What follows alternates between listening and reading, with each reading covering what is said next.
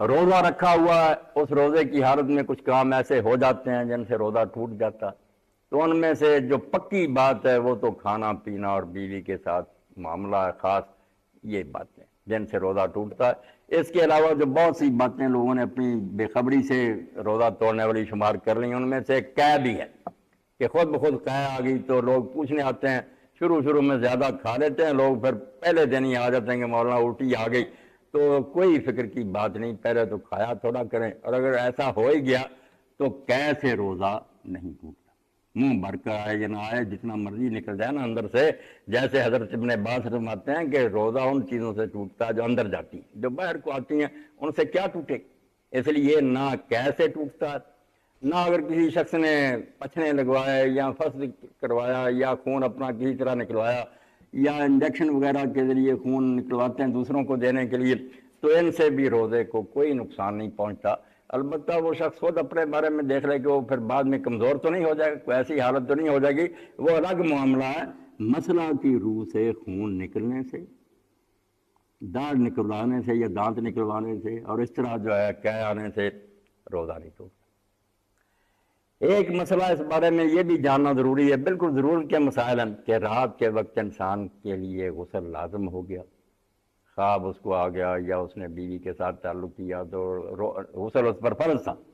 مگر اس نے کوتاہی کی تو وہ فجر کی نماز تک بھی غسل نہ کر سکا، تو اس کے بارے میں بھی یہی ہے کہ وہ پریشان نہ ہو، ہاتھ منہ دھو کر کھانا کھائے، بعد میں غسل کر کے نماز پڑھ لے، روزہ اس کا درست شمار ہوگا، روزے میں کوئی خلل نہیں، روزہ جو ہے نا اس کو اللہ تعالیٰ شمار کر لے گا، اس پر اس کو اجر ملے گا۔ اور اسی طرح اگر روزے کے دوران سویا ہے، اس میں اس کا پانی نکل گیا، اس کو احتلام ہو گیا، تو اس سے بھی روزہ برباد نہیں ہوتا، روزہ قائم رہتا ہے۔ اور کچھ چیزیں ہیں جو روزہ کے اندر بھی بالکل جائز اور درست ہیں، مگر لوگ ان کا اپنی طرف سے ناجائز بنائے بیٹھے، ان میں سے ایک مسواک بھی ہے۔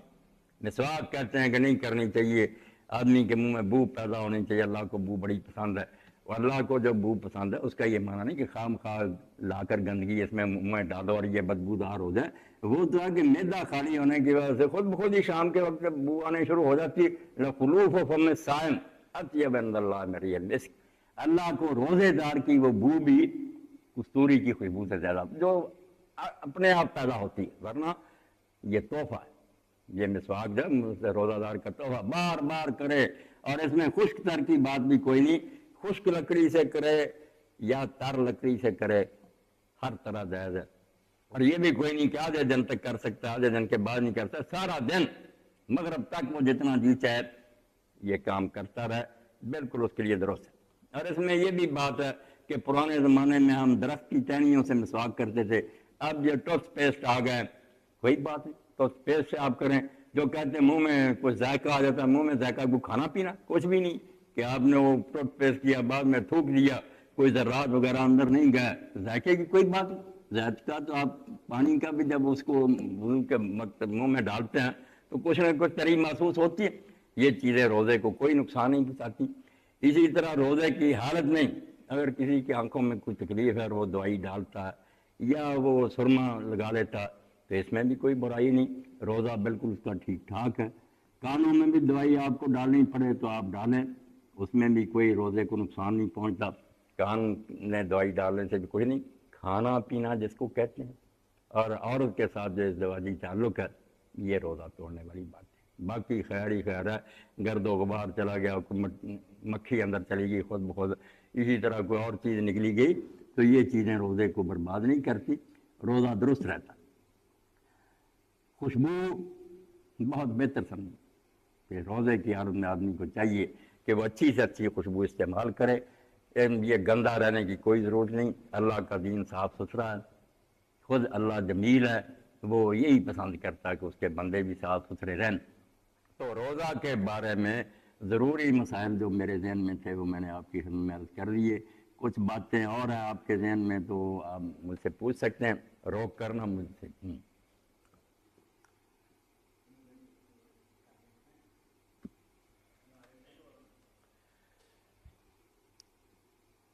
کچھ باتیں اور بھی ہیں جن کی ضرورت پڑتی رہتی ہے، اور اس کے بارے میں بھی میری بہنیں یا بھائی پریشان ہوتے ہیں. ان میں سے ایک یہ بھی ہے کہ جو باورچی وغیرہ وہ کھانے تیار کرتے ہیں ان کو بھی ذائقہ چکھنے کے لیے کہ نمک مرچ کیسا، یا گھر میں میری بہنیں کھانا تیار کرتی ہیں تو کھانے کو اور اس شوربے کو چکھ لینا اس کا کوئی حرج نہیں، وہ چکھیں اور تھوک دیں، کوئی بات نہیں، بعد میں مزہ رہ بھی جائے گا تھوڑا بہت نمکین منہ میں، تو کوئی نہیں، اس سے روزے کا نقصان ہوتا. اور اسی طرح بچے کو اگر کھانا آپ کھلانا چاہتی ہیں اور زیادہ روٹی سخت نہیں ہضم کر سکتا تو منہ سے ذرا اس کو باریک کر کے چبا کے مزھ